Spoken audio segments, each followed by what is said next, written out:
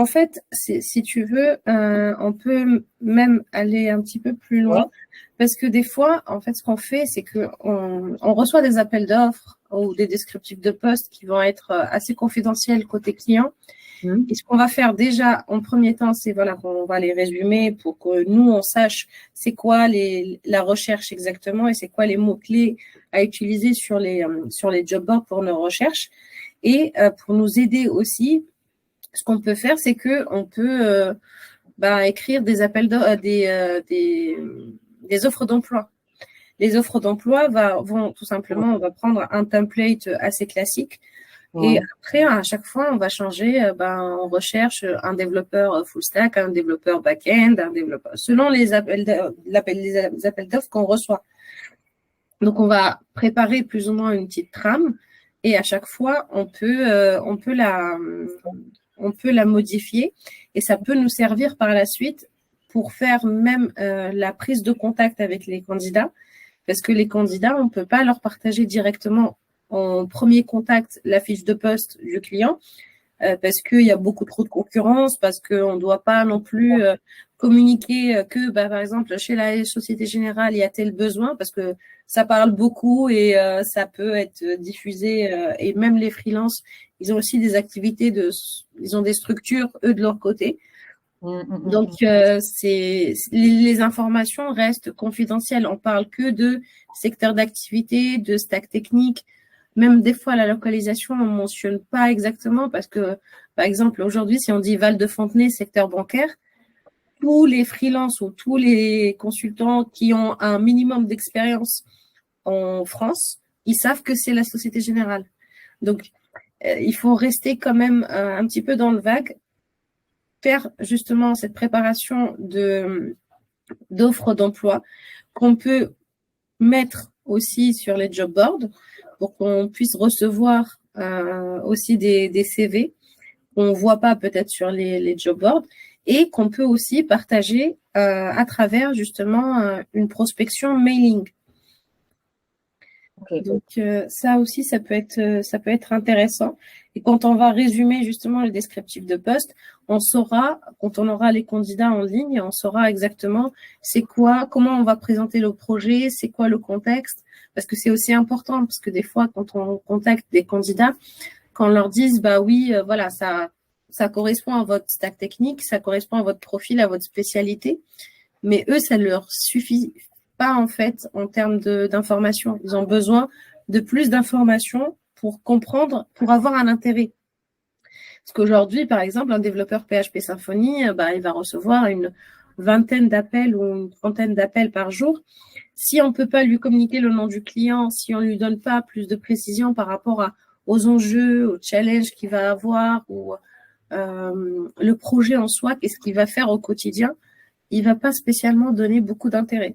Donc, il faut qu'on sache aussi comprendre le contexte, essayer de s'intéresser au projet pour pouvoir donner envie par la suite aux candidats de nous envoyer son CV, de postuler, de passer l'entretien, parce qu'il y a pas mal de concurrence et pas mal de clients qui vont être peut-être beaucoup plus attractifs, qui ont peut-être un meilleur budget, qui sont dans des localisations beaucoup plus stratégiques. Si le client, il est un petit peu en dehors de la zone où il y a, je sais pas, généralement les clients sont soit sur Paris ou dans le 92, s'ils sont vraiment un petit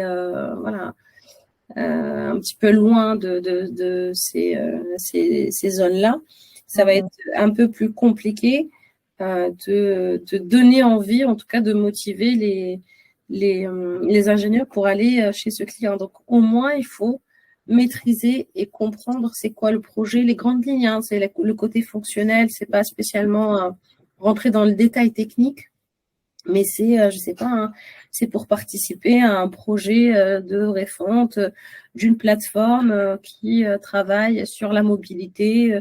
Voilà, c'est vraiment hein, dans ce contexte-là. Ça va pas spécialement être dans. Pourquoi tu veux pas rentrer dans les détails? Ça sert à rien ou parce que je pense que ils vont te poser des questions, les Bah, freelances. Est-ce que c'est Bah Java oui, 8? Est-ce que Java 17? Est-ce que Java… oui, non, mais moi, je ne euh, parle pas de ce détail-là, parce que ce détail-là, on l'a déjà sur la fiche de poste et sur le descriptif. Mais moi, je parle de concrètement le quotidien. Voilà. S'ils vont poser des questions approfondies en termes de projet, au quotidien, ça va être le client qui saura plus, parce que même le descriptif de poste, il est assez générique, il est assez vague. Mais moi, je parle justement de la compréhension du contexte du projet à travers l'appel d'offres ouais, pour qu'on puisse derrière donner envie et motiver le candidat et le rassurer un petit peu qu'on connaît bien, qu'on maîtrise bien l'environnement sur lequel on va le faire travailler, qu'on connaît bien le client, que voilà, ça c'est des choses qui rassurent. Parce que les candidats, ils n'ont pas non plus envie d'aller chez des clients où ils ne savent pas comment ça se passe dans leurs équipes. Voilà. Donc, c'est juste pour être… Et quels sont les atouts que tu as, Manel, si jamais il y a il y a un truc qui manque chez le client? C'est juste le TJ ou est-ce qu'il y a autre chose?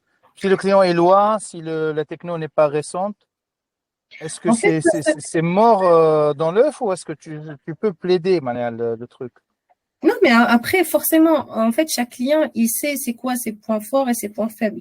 Par exemple, nous, aujourd'hui, on a des clients qui n'ont pas assez de budget, qui veulent que des pépites, des experts sur des technos récentes, mais qui Ouais, n'ont pas de budget. Le candidat, d'accord.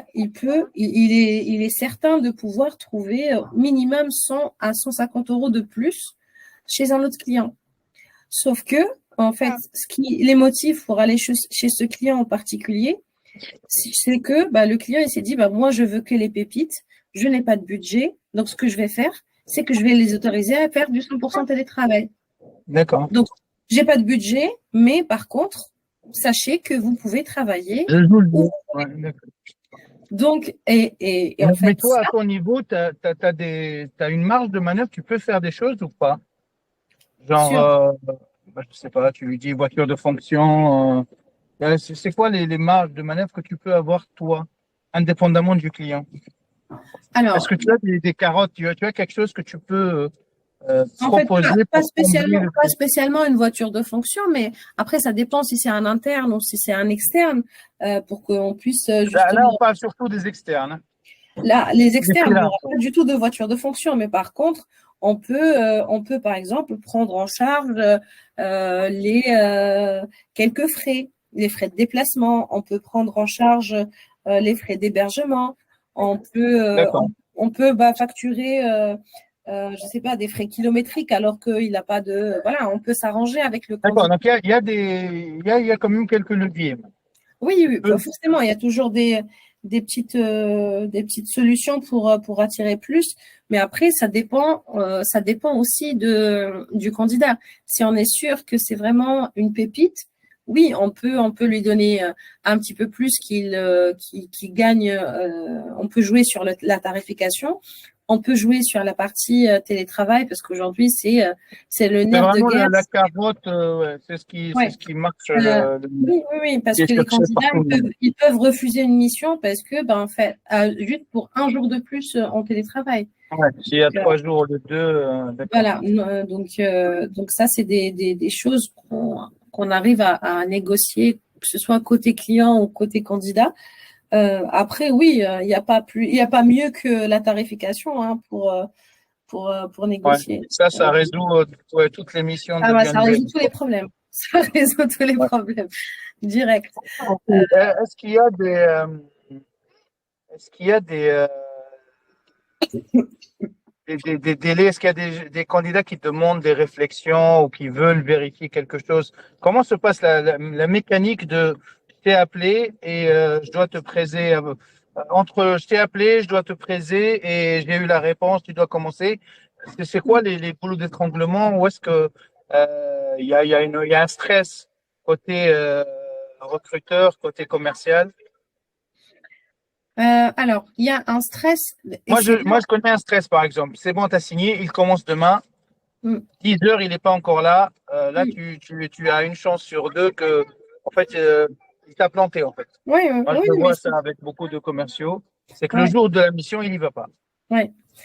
Oui, non, mais Qu'est-ce qu'il y a d'autre comme il y a stress? beaucoup de scénarios assez magiques dans ce sens-là. Mais après, en fait, le meilleur moyen d'essayer de verrouiller, c'est déjà dès le départ, dès le premier échange, moi, ce que je fais, et je pense que c'est le cas de tout le monde, en fait, dès que je contacte le candidat, déjà, je lui pose la question, où est-ce qu'il est positionné? Est-ce qu'il a d'autres positionnements ou d'autres process avancés? Là, je jauge un petit peu ma situation et ma gestion justement de l'après-entretien.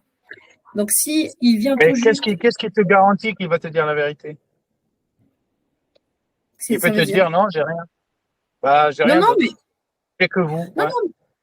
Mais après, généralement, c'est l'inverse en fait. Ils disent pas on n'a rien, parce que en fait, Ah, il dit, ah oui, oui, ok. Il dit, j'ai plein de trucs. Et ouais, si le ok. candidat, il te Je dit comprends. Il n'a j'ai pas rien, intérêt à dire j'ai rien, en fait. Ouais. voilà, il a pas intérêt. Donc, c'est là où il va se mettre en avant. Oui, j'ai des positionnements, j'ai été contacté chez X, Y, Z, et là, il va lâcher justement toutes les informations.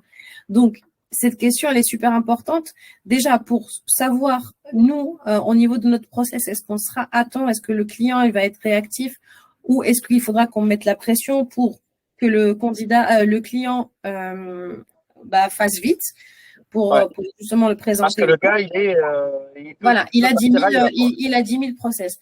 Et en second temps, ce qui est intéressant, c'est là, on va gratter des informations et on va à la fois aussi prémâcher un peu le travail des commerciaux. C'est quand on va savoir, au final, qu'il a un positionnement chez Cassib, chez BNP, chez ASG, Voilà. etc., Donc, tu etc. vas avoir l'alerte que chez Cassib, il y a du besoin en .NET 5 ans Voilà. d'expérience. Et Et là, tu si vas on informer connaît, les commerciaux pour être voilà. sûr qu'ils ont bien ciblé cette demande. Ouais. Donc ça c'est super important. Et d'un autre côté, on peut voilà si il nous comment te dire si justement il est en process avancé, donc il va nous dire en fait moi je suis sur une fin de process. Voilà, j'ai passé déjà 2 entretiens, j'ai rencontré X Y Z. Donc on sait qu'on n'a pas trop de temps pour qu'il se décide. Donc, il faut qu'on fasse le process beaucoup plus rapidement. Et là, c'est le suivi au quotidien. Si on connaît bien les clients chez qui il est positionné, moi, ce que je fais, en fait, si c'est vraiment une belle mission, en fait, je vais pas non plus essayer de casser le client. Mais si je sais sur quel travail, sur quel projet il est déjà positionné, je peux mettre en avant de mon côté la mission sur laquelle je souhaiterais le positionner. Par exemple, si c'est des anciennes technos, je mets en avant le projet. S'il va travailler sur du legacy chez un autre client, moi, je vais mettre en avant le projet from scratch avec des nouvelles technos, avec l'architecture hexagonale, avec le craftsmanship, le TDD. Voilà, je lui sors justement tous les mots-clés pour qu'il puisse Ouais, se qui dire, sont oui, très importants d'avoir sur un CV. Donc, du coup, voilà. Donc là, l'incentive, je quoi. vais lui dire, écoute, là, c'est un projet beaucoup plus intéressant, c'est sur du long terme, c'est une mission sur de la longue durée, parce que les freelances, ils apprécient pas non plus changer de mission tous les 2, 3 mois. Ouais, Parce que, ouais, ils détestent ces voilà. entretiens, ces Parce changements que de trucs. c'est des entretiens, c'est de la préparation, c'est du temps, c'est un changement. Donc, Ouais, en plus, c'est un stress pour eux. Ils savent pas s'ils vont trouver ou pas, si ça va leur plaire ou pas, en fait, ce s'ils qui vont est plus les stressant sortir au pour bout de eux, 15 c'est jours ou la pas. première. Chez un freelance, pourquoi ils veulent pas en fait cette frustration de changement? Parce que les 6 premiers mois sont extrêmement durs pour les freelances, pour qu'ils puissent s'intégrer, pour qu'ils puissent trouver leur place, faire leurs preuves, etc. Et par la Ouais, suite, c'est très, très approprié l'environnement voilà. Et de par la suite, ils travail, vont du être un petit peu contexte. plus tranquilles. Donc, ils vont être dans leur zone de confort, tranquillement, en télétravail, etc. Parce que ils ont compris un petit peu comment ça se passe. Et sortir de la zone de confort, voilà, c'est pas spécialement ce qu'ils aiment au quotidien, parce que quand ils sont dans une mission longue et qu'ils ont déjà fait leurs preuves, ils peuvent se permettre de faire des projets personnels, de monter en compétences, de passer des certifications,